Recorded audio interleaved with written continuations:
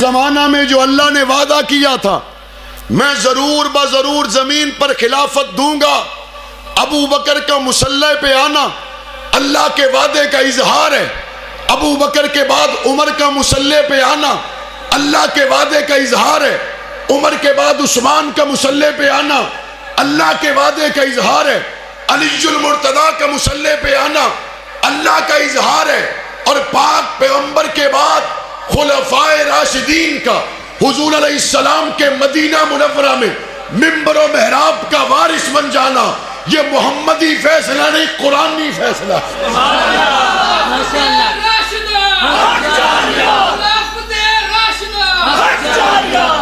ایتھے بندے گل کردے نے کہ فلانے لمبردار نے منہ چو گل کڈی ہے، میاں انہیں پوری کر کے رہنا ہے۔ مولانا اعظم تارک نے گل منہ چو کڈی ہے، اس ویلے دے وزیر اعظم کہندے سی انہیں نہیں ٹلنا، انہیں پوری کر کے رہنا ہے۔ تو میں نے یہ دسو جی اللہ دی اس زمین تے اللہ دا بندہ منہوں گل کڈے تے وہ پوری کر دیندا ہے، تے جے رب منہوں گل کڈے وہ پوری نہیں ہوتی۔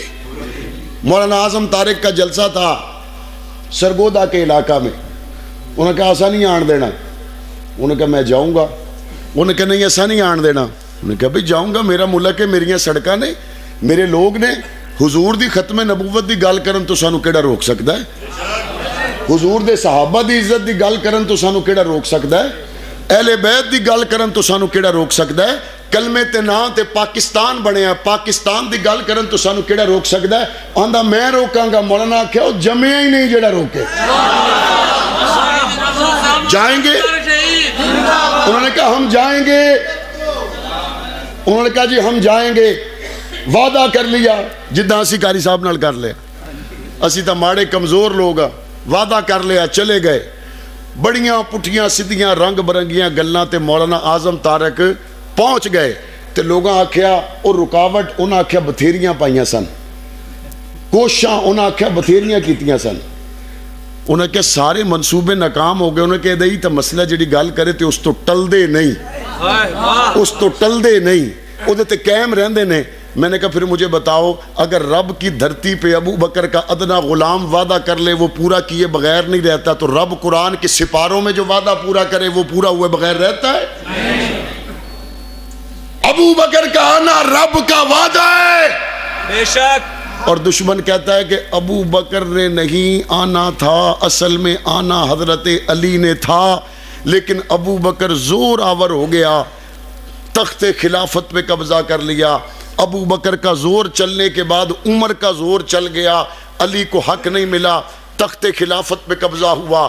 عمر کے بعد زور چل گیا، عثمان نے تخت پہ قبضہ کر لیا، علی کو حق نہیں ملا۔ ہوئے رب دا وعدہ تے زور بندیاں نے چل جان، بندے گل کرن تے پانی دین تے رب گل کرے تے رب اینا کمزور ہے۔ وعد اللہ الذین آمنوا منکم، اللہ وعدہ کرتا ہے تم میں سے جو لوگ ایمان لائے اعمال صالحہ کیے، لَيَسْتَخْلِفَنَّهُمْ فِي الْأَرْضِ، اسی زمین پر میں ان کو خلیفہ بناؤں گا۔ اللہ کا اعلان ایک طرف ہے اور دوسری طرف جھوٹے کی روایت ہے۔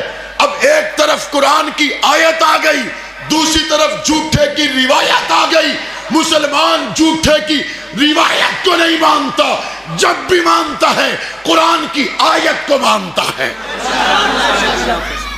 قرآن دی آیت کہندی ہے کہ اللہ دا وعدہ پورا ہویا تے اظہار ابو بکر دی شکل وچ ہویا، ہوا یا نہیں ہوا؟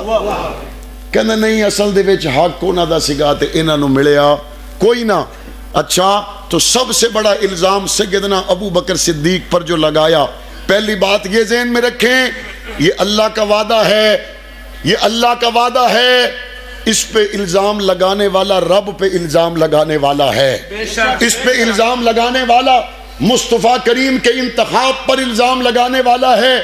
الزام لگاتے ہوئے کیا کہا؟ حضور کے بعد حضور کی بیٹی کو ابو بکر نے حصہ نہیں دیا۔ میں نے کہا آسان بات ہے، ابو بکر صدیق کی اپنی بیٹی بھی حضور کے نکاح میں تھی، اگر حضور کے جانے کے بعد ابو بکر نے اپنی بیٹی کو حصہ دیا اور نبی کی بیٹی کو حصہ نہیں دیا. عمر کی بیٹی بھی حضور کے نکاح میں تھی. حضور کی پراپرٹی کو وراثت کے طور پر تقسیم کر کے عمر نے اپنی بیٹی حفصہ کو حصہ دیا, نبی کی بیٹی کو حصہ نہیں دیا.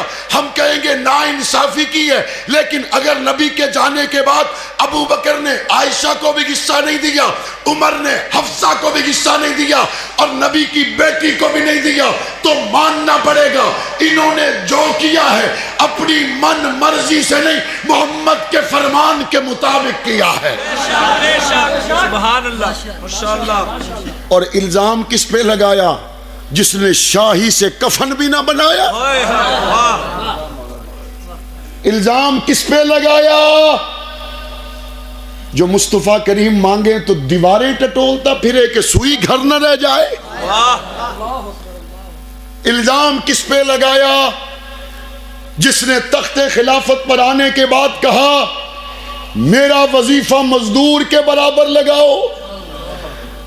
الزام لگایا تو کس پر لگایا؟ جو فاطمۃ الزہرا کے نکاح کا گواہ ہے. الزام لگایا تو کس پہ لگایا؟ جو علی کی نمازوں کا امام ہے. الزام لگایا تو کس پہ لگایا؟ جو حسن حسین اور عباس کی نمازوں کا امام ہے. الزام لگایا تو کس پہ لگایا؟ جو 1400 سال ہو گئے آج بھی محمد کے پہلو میں آرام فرمائے. تیری زبان نہ ٹوٹی؟ جے نہ ٹوٹی تو کسی نے کھچ کے کتے آگے بھی نہ پائی. جو 10 دن مدینے میں رہ کے آ جائے وہ عظمت والا, جڑا لمحے واسطے بچھڑے ہی کوئی نہیں. واہ واہ.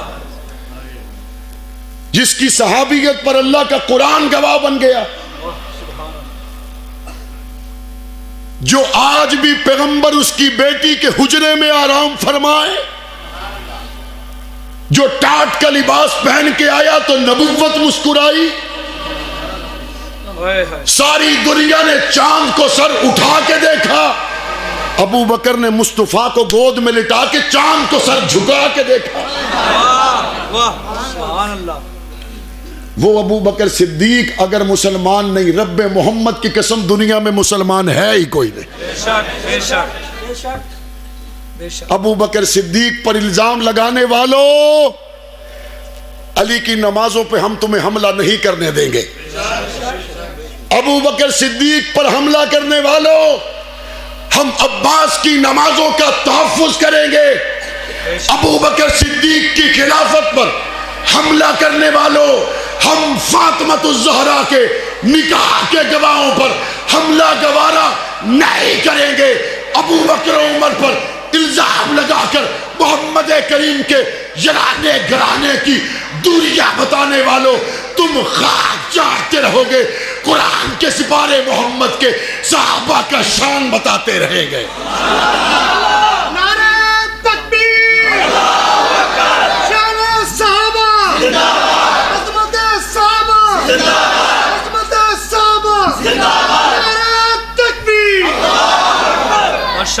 تواڈے پنڈ نو کارپیٹ سڑک آ جاوے تے ووٹاں پکیاں ہو گئیاں. صحابہ کارپیٹ سڑکاں نہیں دتیاں, سونے دا قرآن دیتا ہے. گیس آ جاوے, او جی تانوں آن دی کوئی لوڑ ہے سی؟ گیس آ گئی, چولہے بل گئے, 3 ڈنگ دی ہانڈی پک جاوے تے ایم این اے محسن ہو جاندا ہے. گردنا کٹا کے جڑے دین پہنچا گئے انہاں تو وڈا محسن کوئی نہیں. صحابہ کرام کی عزت کا مسئلہ, خلفائے راشدین کی ناموس کا مسئلہ سیاسی مسئلہ نہیں ہے, ہمارے ایمان کا مسئلہ ہے. اور جانیں قربان ہوتی رہتی ہیں, ایمان قربان نہیں ہوا کرتے. بے شک, بے شک, ماشاءاللہ. اے ابو بکر صدیق, ہمارے پاس سب سے قیمتی چیز جان ہی تھی. بے شک. اللہ اکبر. محمد کے روزے کی قسم کھا کے کہتا ہوں, جان سے قیمتی بھی کوئی چیز ہوتی تو ابو بکر کے قدموں پہ لٹا دیتے. صحابہ کرام کی عزت کا مسئلہ ہمارے ایمان کا مسئلہ ہے.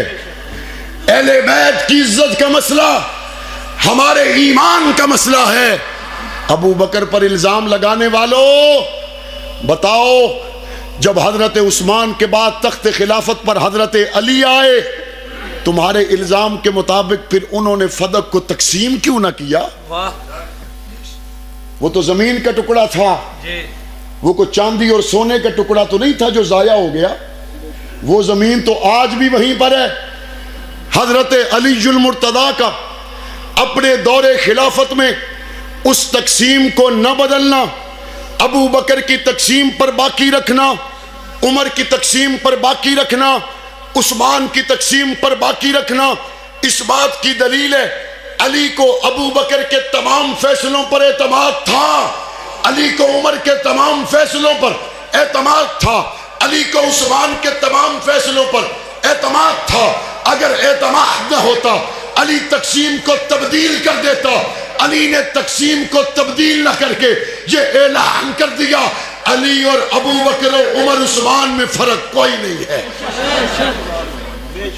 اور صرف علی نے اپنے فیصلے چ نہیں دسیا، علی نے پرے مجمع چ بھی دسیا۔ جب حضرت فاطمہ الزہرا کا جنازہ سامنے تھا تو حضور دی بیٹی دا جنازہ رہ کیڑا گیا ہونا جڑا پڑھن نہ آوے؟ علی آگے ہو جاؤ، کہنے والے ابو بکر صدیق ہیں، حسن و حسین کی ماں کا جنازہ پڑھاؤ، بیٹی نبی کی ہے، بیوی تمہاری ہے، حسن و حسین کی ماں ہے۔ بھرے مجمع میں علی کہتا ہے میرے کانوں میں محمد کا فرمان موجود ہے، جس جماعت میں ابو بکر موجود ہو اس جماعت میں کسی کے لیے جائز نہیں کہ امامت کے مصلی پہ آ جائے۔ ہم فاطمہ الزہرا کے جنازے کے امام کی عزت پہ حملہ برداشت نہیں کریں گے۔ اور انتخاب میرے رب کا ہے اور زمین پر ظاہری انتخاب مصطفیٰ کا ہے۔ حضور علیہ السلام نے خود فرمایا تھا جب حضور بیمار ہوئے، بیماری کا شدید اثر ظاہر ہوا تو پاک پیغمبر نے پتہ کیا فرمایا؟ فرمایا نماز پڑھ لیجئے۔ صحابہ کہ یا رسول اللہ تہاڈا انتظار ہو رہا ہے۔ حضور نے فرمایا مرو ابا بکر فلیصلی بالناس، ابو بکر نو کہو لوکاں نو نماز پڑھاوے۔ اور حضرت عائشہ کا یہ جواب آج بھی احادیث کی کتب میں موجود ہے۔ عائشہ صدیقہ عرض گزار ہوئی یا رسول اللہ میرے باپ کا دل کمزور ہے، وہ آپ کے مصلی پہ نماز نہیں پڑھا سکیں گے۔ میں کئی مرتبہ سوچتا ہوں حضرت عائشہ کا یہ جواب کیوں اور آج تک احادیث کی کتابوں میں موجود کیوں؟ اللہ نے اس جواب کو اسی لیے محفوظ رکھا بعد میں آنے والا کوئی یہ نہ کہے بیٹی کے گھر میں مصطفیٰ تھے، انہوں نے ذہن سازی کر کے مصلی باپ کو دیا۔